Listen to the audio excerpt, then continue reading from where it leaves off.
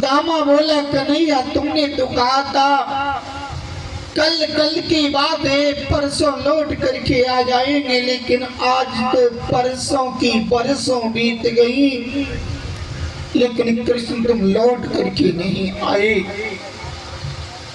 एक दूसरे की जेठ भर के गोपी वाला हिलकी भर के रो रही थी।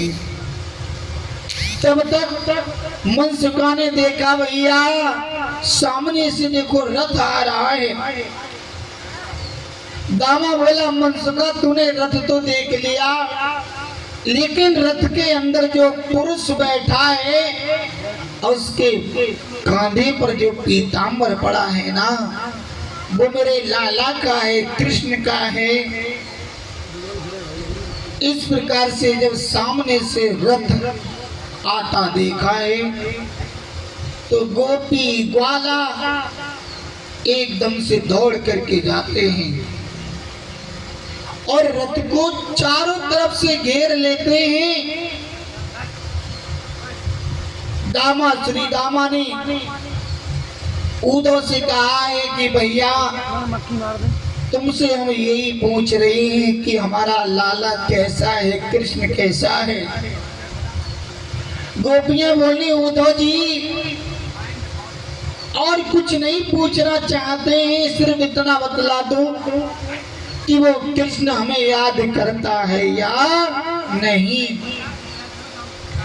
ग्वाल वालों की परीक्षा लेने के लिए उद्धव जी झूठ बोलने लगे। उद्धव जी बोले अरे ग्वाल वालों तुम इतना क्यों रो रहे हो, क्यों अपनी आंखों से आंसू बहा रहे हो, वो कृष्ण तुम्हें याद नहीं करता।